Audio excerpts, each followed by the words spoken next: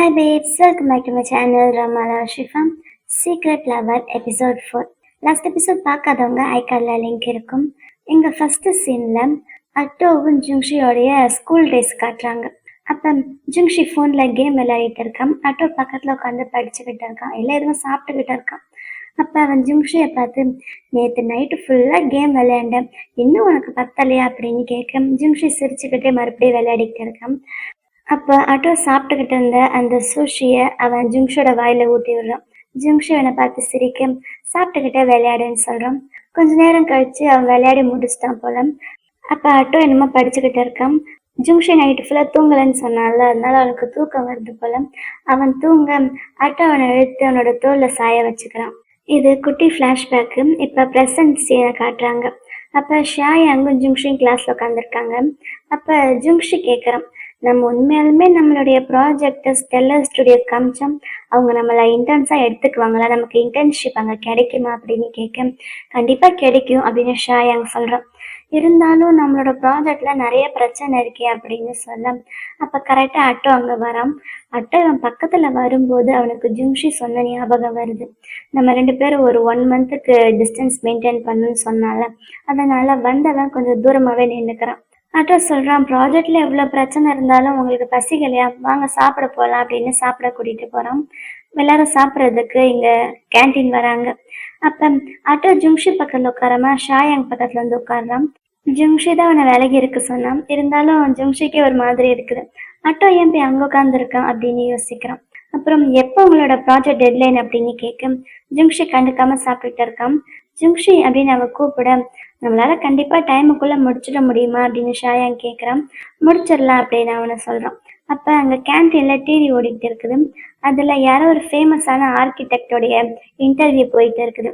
Atto வந்து architect student போல. அவனுக்கு அந்த ஆர்கிடெக்ட் ரொம்ப பிடிக்கும். அந்த ஃபேமஸ் ஆர்கிடெக்டோட பேர் வந்து ஜென்னு. அவனோட இன்டர்வியூ அங்கே போயிட்டு இருக்கு. அட்டோ அந்த இன்டர்வியூ பார்த்துக்கிட்டு இருக்கான். அந்த இன்டர்வியூவில் அவங்ககிட்ட அவனோட ஆர்கிடெக்சர் ஸ்டைலை பற்றியெல்லாம் கேட்டுட்டு இருக்காங்க. அவனுக்கு வந்து ஆர்கிடெக்சர்னா ரொம்ப பிடிக்கும், அதுதான் அவனுடைய லவ் அப்படின்ற மாதிரி சொல்ல, சரி உங்களோட டைப் என்ன அப்படின்னு கேட்குறாங்க. நான் இங்கே வந்தது சும்மா இந்த அலுமினை மீட்டிங்காக, ஆனால் எங்கிட்ட லவ் டைப் எல்லாம் கேட்குறீங்களே அப்படின்னுட்டு, சரி நான் சொல்கிறேன், எனக்கு ஸ்மார்ட்டாக இருக்கிறவங்க, கேப்பபிளாக ரெஸ்பான்சிபிளாக இருக்கவங்க ரொம்ப பிடிக்கும், ஸோ நீங்கள் அப்ளை பண்ணுங்க அப்படின்னு சொல்கிறோம். லவ்வுக்கு அப்ளை பண்ண சொல்கிறானா இன்டர்ன்ஷிப்க்கு அப்ளை பண்ண சொல்கிறானான்னு தெரியல. அப்புறம் அந்த ஜானோடைய இன்டர்ன்ஷிப் அப்ளை பண்ணுறதுக்காகவோ என்னமோ அந்த ஜானோடைய மேகசின்னு அந்த ரிப்போர்ட்ஸ் எல்லாம் எடுத்து வச்சு விட்டு இருக்கான் ஆட்டோ. ஜுங்ஷி அவன் பக்கத்தில் உட்காந்து அவனையே பார்த்துக்கிட்டு இருக்கான். கொஞ்ச நேரம் கழிச்சு அவன் ஆட்டோவை கூப்பிட்டு, நான் கிளம்புறேன் வீட்டுக்கு அப்படின்னு சொல்கிறான் சிரிச்சுக்கிட்டே. சரி நான் வேணா உன் வீட்டில் வரைக்கும் வந்து விட்டுட்டு போகவா அப்படின்னு ஆட்டோ கேட்க, அதுக்கு ஜுங்ஷி இல்லை வேண்டாம் நீ உன் வேலையை பாரு அப்படின்னு சொல்ல, உடனே ஆட்டோ சரின்னு சொல்லிடுறான். ஜுங்ஷியால் அதை நம்ப முடியல. இருந்தாலும் அவன் வாயை திறந்து எதுவும் சொல்லாமல் கீழே வந்துடுறான். அவனுக்கு என்ன அவ்வளோ வேலை, நம்ம கூட வீட்டுக்கு கூட வரமாட்டானா அப்படின்னு யோசிக்கிறான். அதே நேரம் ஜுங்ஷி தானே அவன்கிட்ட சொன்னான், நம்ம 2 பேரும் கொஞ்ச நாள் டிஸ்டன்ஸ் மெயின்டைன் பண்ணலாம், இதெல்லாம் எனக்கு இன்னும் பழக்கம் இல்லைன்னு. அது அட்டோக்கு ஞாபகம் வருது. அதனால தான் அட்டோ அவன் கூட போகாமல் இருக்கான். இருந்தாலும் ஜுங்ஷிக்கு அதெல்லாம் ரொம்ப ஓவராக இருக்கிற மாதிரி தெரியுது. அதுக்கு அடுத்த நாள் கிளாஸுக்கு ஜுங்ஷி லேட்டாக வரான். அப்போ அவன் கிளாஸ்க்குள்ளே வந்து உட்காந்ததுக்கு அப்புறமும் அட்டோ இன்னும் வரல. இது உங்களோட காமன் கிளாஸ் போல, ஏன்னா அவங்க 2 பேரும் வேற வேற மேஜரு. இருந்தாலும் இந்த கிளாஸ்ல அட்டோவை காணாமே அப்படின்னு ஜுங்ஷி தேடுறான். அதே மாதிரி ஷாயாங்கு தேடுறான். ஷாயாங்க்கு அட்டோ டெக்ஸ்ட் பண்ணியிருக்கான், இன்னைக்கு எனக்கு ஒரு முக்கியமான வேலை இருக்கு, நான் வரமாட்டேன், நீங்கள் லஞ்சு தனியாக போய் சாப்பிடுங்க அப்படின்னு. உடனே ஜுங்ஷி அவனோட ஃபோன் எடுத்து பார்க்குறான். நமக்கு அவன் டெக்ஸ்ட் பண்ணலையே அப்படின்னு யோசிச்சுட்டு இருக்கும்போதே அவனுக்கு வேற யாரோ டெக்ஸ்ட் பண்ணுறாங்க. யாரோ அவனை கிளப் இருக்குல்ல அந்த மாடியில், அந்த கிளப் ரூமுக்கு வர சொல்கிறாங்க. சரி அப்படின்னு இவனு மேலே போகிறான். என்ன கிளப் ரூமில் யாருமே இல்லையா அப்படின்னு யோசிச்சுக்கிட்டு இருக்கேன். அன்னைக்கு அந்த பொண்ணு வந்தாலே யூமி, அவள் தான் அங்கே வரான். கதவை திறந்துட்டு வரும்போதே எனக்கு ஒன்று ரொம்ப பிடிச்சிருக்கு, இனிமேல் நீ எனக்கு தான், இல்லைன்னா நான் உனக்கு தான், எப்படி இருந்தாலும் ஓகே அப்படின்னு கண்டுபிடிக்க வரான். ஜுங்ஷி பயந்துக்கிட்டே பின்னாடி போகிறான். இதெல்லாம் வேண்டாம் அப்படின்னு ஜுங்ஷி சொல்ல வரான். ஆனால் அதெல்லாம் அவள் காதில் வாங்கின மாதிரியே இல்லை. அவளுக்கு ஏன் ஜங்ஷியை பிடிச்சிருக்குன்னா, ஒரு டைம் ஒரு கேம் ஷாப்புக்கு போய் அந்த கேம் சீடியை வாங்கிட்டு வெளியில வரும்போது அவள் ட்ரெஸ்ஸில் லைட்டாக பீரியட் பிளட் பட்டிருக்கும். அது அவளுக்கு தெரியாது. ஜுங்ஷி தான் அவளுக்கு ஹெல்ப் பண்ணுவான். ஜுங்ஷியோடைய கோட் அவளுக்கு கொடுத்து மறைச்சிக்க சொல்லுவான். அப்ப இருந்து எனக்கு உன்னை ரொம்ப பிடிக்கும், அப்பவே நான் உன்னை லவ் பண்ண ஆரம்பிச்சிட்டேன், அதான் வா அப்படின்னு சொல்லி அவனை இழுத்து கிஸ் பண்ண போறான். அப்ப கதை ஓப்பன் பண்ணிட்டு அட்டோவும் ஷாய் அங்கு வராங்க. அட்டோ கோவமா யூமியை பிடிச்சி அந்த பக்கம் தள்ளி விடுறான். என்ன பண்ற நீ, அவன் பக்கத்துல வராத அப்படின்னு சொல்ல யூமிக்கு அட்டோவையும் ஜுங்ஷியை பார்த்ததுமே உடனே டவுட் வந்துடுது. நீங்க ரெண்டு பேரும் ஒருவேளை லவ் பண்றீங்களா அப்படின்ற மாதிரி கேட்கும். ஆமா, அதுக்கு என்ன இப்ப, இனிமே அவன் பக்கத்துல நீ வராத அப்படின்னு கோவமா திட்டிட்டு அங்க இருந்து ஜிம்ஷி எடுத்துட்டு ஆட்டோ போறான். ஷாய் அங்க அவளை பார்த்து உனக்கு என்ன பைத்தியமா, எதுக்கு இந்த மாதிரி பிஹேவ் பண்ற அப்படின்னு திட்டிட்டு அவளும் பின்னாடியே வரான். ஆனா ஆட்டோக்கு செம கோவம் போல. அவன் ஜிம்ஷோட கையை பிடிச்சி வித்துட்டு அவன் பாட்டுக்கு போயிட்டே இருக்கான். பின்னாடி ஷாய் அங்க ஓடி வந்து ஜிம்ஷோட தலையில ஒரு அடி அடிச்சு, இப்பயாச்சும் உனக்கு வலிக்குதா இல்ல இப்பயும் உனக்கு சொரணை இல்லையா, அவன் வந்து முத்தம் கொடுக்க வந்து நீ அப்படியே நின்றுட்டு இருப்பியா அப்படின்னு கேட்க. அது வந்து தெரியாம மிஸ் அண்டர்ஸ்டாண்டிங் ஆயிடுச்சு, எனக்கு தெரியாத இந்த மாதிரி எல்லாம் பண்ணுவா அப்படின்னு ஜிம்ஷி சொல்லிக்கிட்டு இருக்கேன். ஆட்டோ இதெல்லாம் காதுல வாங்கின மாதிரி இல்லை. அவன் பாட்டுக்கு அவன் கையை பிடிச்சி இழுத்து கூட்டிட்டு போயிட்டே இருக்கான். அவன் போற வேகத்துக்கு ஷாய் அங்கால நடக்க முடியல. சரி நீங்க ரெண்டு பேரும் போங்க, நான் நாளைக்கு உங்களை மீட் பண்றேன் அப்படின்னு அனுப்பி வச்சுட்டு அவன் அங்கேயே நின்றுகிட்டு இருக்கான். அங்கிருந்து கையை பிடிச்சிட்டு இழுக்க ஆரம்பிச்சவன் வீட்டுக்கு வந்துதான் அவன் நடைய நிறுத்தினான் போல. அட்டோ ரொம்பவே கோபமா இருக்கன்னு ஜிங்ஷிக்கு தெரியுது. ஜிங்ஷி அவன் பக்கத்துல போய் பேச ட்ரை பண்றான். ஆனா அட்டோ அவன்கிட்ட பேசவே மாட்டான். அவன் பக்கத்துல போய் உட்காந்து அட்டோ அட்டோ அட்டோ ஏன்டா இப்படி பண்ற, பேசுடா அப்படின்னு கெஞ்சி பாக்குறான். நீ எப்படி பிஹேவ் பண்ற தெரியுமா, நீ ஏதோ சிங்கிளா இருக்கிற மாதிரி பிஹேவ் பண்ற, அதான் யூமி இன்னைக்கு ஆல்மோஸ்ட் நான் கிஸ் பண்ணியிருப்பேன், நான் மட்டும் வராம இருந்ததா அப்படின்னு சொல்ல அதுக்கு அவன் சாரின்னு சொல்றான். நீ தான் அன்னைக்கு நம்மளோட ரிலேஷன்ஷிப்பை பப்ளிக்கா பண்ண வேணாம்னு சொன்னேன், அதனாலதான் இதெல்லாம் நடக்குது அப்படின்னு அட்டோ கோவமா சொல்றான்.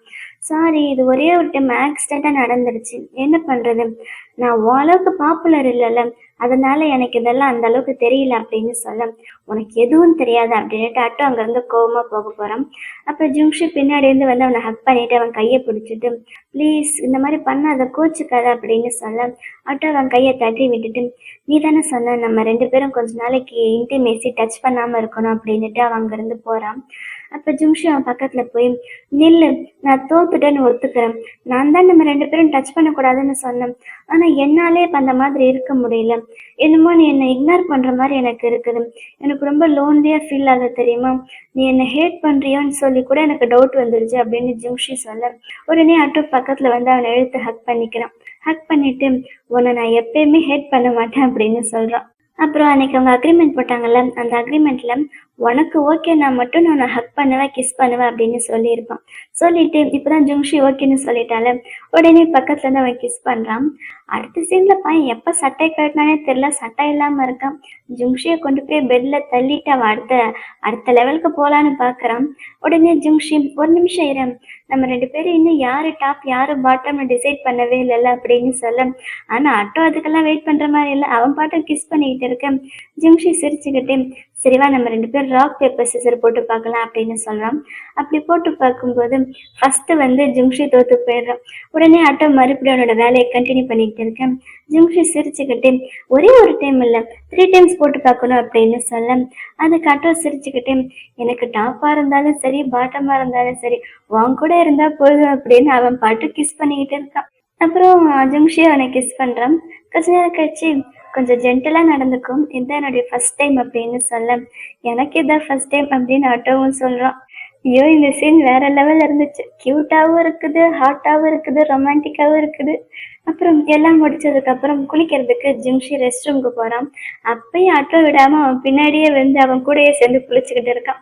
அடுத்த நாள் காலையில ஜிங்ஷி நல்லா தூங்கிட்டு இருக்கேன். ஆட்டோ அவன் பக்கத்துல வந்து பிரேக்ஃபாஸ்ட் ரெடி பண்ணியிருக்கேன் வா சாப்பிடலாம் அப்படின்னு கூப்பிட்றான். என்ன டைம் ஆச்சு அப்படின்னு கேட்க அவன் 10:30 ஆச்சுன்னு சொல்றான். என்னது 10:30 அப்படின்னு ஜிங்ஷி பயந்துட்டு எந்திரிக்க அட்டா அவனை பார்த்து சிரிக்கிறான். அப்படின்னா போய் சொன்னான் போல, என்னை பார்த்தா சிரிக்கிற உனக்கு என்ன தைரியம் அப்படின்னு கேட்க சாரி எனக்கு இதெல்லாம் புதுசுதான் அப்படின்னு அட்டோ சொல்றான். அப்புறம் ரெண்டு பேரும் கிளம்பி காலேஜ்க்கு போறாங்க. கையை பிடிச்சிட்டு ரொம்ப ஹாப்பியா நடந்து போறாங்க. அதை பின்னாடி வந்து ஷாயாங் பாக்குறான். ஓடி வந்து என்ன இன்னைக்கு ரெண்டு பேரும் ரொம்ப க்ளோஸா இருக்கீங்க, என்ன நடந்துச்சு உங்க ரெண்டு பேருக்குள்ள, இல்ல எல்லாமே நடந்துச்சு அப்படின்னு கிண்டலா கேட்க, அப்படியெல்லாம் ஒண்ணும் கிடையாது அப்படின்னு ஜும்ஷி சமாளிக்கிறான். ஆனா நீ போட்டிருக்க ட்ரெஸ் அட்டோவோடதாச்சே, அப்படின்னா எல்லாம் நடந்துருச்சா அப்படின்னு அவ கிண்டலா கேட்க, அட்டோ அதுக்கு ஆமான்னு சொல்றான். அதுக்கு அவ கங்க்ராச்சுலேஷன்ஸ் அப்படின்னு சொல்ல, அப்ப கரெக்டா யூமி அங்க வரான். கங்க்ராச்சுலேஷன்ஸா எதுக்கு அப்படின்னு கேட்க, அட்டோ ஜுங்ஷி எழுத்துட்டு அங்கிருந்து போயிட்டே இருக்கான். ஷாய் அங்க யூமியை பார்த்து, நீ சும்மாவே இருக்க மாட்டியா, ஏதாச்சும் பிரச்சனை பண்ணிட்டே இருப்பியா அப்படின்னு கேட்க, எங்க ஆட்டோ ஜுங்ஷி போயிட்டு இருக்காங்க. அப்ப மறுபடியும் ஷாய் அங்க ஓடி வந்து, என்னடா இவ்வளவு வேகமா நடக்கிறீங்க அப்படின்னுட்டு இவங்க கூட சேர்ந்து நடந்து வந்துகிட்டு இருக்கான். அப்ப மறுபடியும் யூமி அங்க வரா. அவங்க முன்னாடி வந்து நிக்க ஆட்டோக்கு டென்ஷன் ஆகுது. கவலைப்படாதீங்க, நான் உங்ககிட்ட சாரி கேட்க தான் வந்திருக்கேன். அன்னைக்கு நடந்ததுக்கு சாரி, ஆனா ஜும்ஷிக்கு நான் தேங்க்ஸ் சொல்லணும், அதுக்காக தான் வந்திருக்கேன். அன்னைக்கு நீ தானே எனக்கு கேம் ஷாப்ல ஹெல்ப் பண்ண அப்படின்னு சொல்ல, அப்பதான் ஜும்ஷிக்கு அன்னைக்கு நடந்த விஷயம் ஞாபகம் வருது. அன்னைக்கு ஜுங்ஷி இவனுக்கு அவனுடைய கோட் கொடுத்தால அந்த ஸ்வெட்டர் மாதிரி, அதை ரிட்டர்ன் கொடுக்க வந்திருக்கான். அந்த ஜுங்ஷி வாங்க போறான். அது ஒன்றும் வேண்டாம், உனக்கு வேற வாங்கி தரவா அப்படின்னு அட்டா அவனை கூப்பிட்டு அங்கிருந்து போயிடுறான். அவங்க ரெண்டு பேரும் இப்படி ஒன்னா போறத பார்த்து அந்த யூமி ஜாலியாக தான் என்ஜாய் பண்றான். பரவாயில்ல, இதை நான் உங்க ஞாபகமா வச்சுக்கிறேன் அப்படின்னு சொல்ல, ஷாய் அங்கேயே நின்றுட்டு இருக்கான். அப்ப நீங்க உங்க ரெண்டு பேரும் மேல ரொம்ப அக்கறையா இருக்கீங்களே, என்கிட்டயே ரொம்ப நல்லா தான் பேசுறீங்க, பேசாம நம்ம ரெண்டு பேரும் ஒன்னா இருக்கலாமா, நான் வேணா உங்களை அக்கான்னு கூப்பிடுவேன் அப்படின்னு கேட்க, எனக்கு உன்னோட வயசு கம்மியா தான் இருக்கும் அப்படின்னு ஷாயாங் சொல்றான். சரி அப்படின்னா நீங்க என்ன அக்கான்னு கூப்பிடுங்க அப்படின்னு அவளை துரத்திக்கிட்டு போக, ஐயோ விட்டா போதும் அப்படின்னு ஷாயாங் அங்கிருந்து ஓடிக்கிட்டு இருக்கான். அப்புறம் அன்னைக்கு நைட்டு அட்டோடைய ஃபோனுக்கு யாரோ டெக்ஸ்ட் பண்றாங்க. அது அவனுடைய எக்ஸு போல, ஸ்கூல் படிக்கும்போது யாரோ ஒரு பொண்ணு அவன் டேட் பண்ணியிருக்கான் போல. அந்த பொண்ணு இவனுக்கு இப்ப டெக்ஸ்ட் பண்ணியிருக்கான். இப்ப நீ எனக்கு பதில் சொல்ல வேண்டிய நேரம் வந்துருச்சு, அதாவது it's time to pay me back அப்படின்னு டெக்ஸ்ட் பண்ணியிருக்கான். இதோட இந்த எபிசோட் முடியுது. இந்த வீடியோ உங்க எல்லாருக்கும் ரொம்ப பிடிச்சிருக்குன்னு நினைக்கிறேன். அப்படி பிடிச்சிருந்தா லைக் பண்ணுங்க.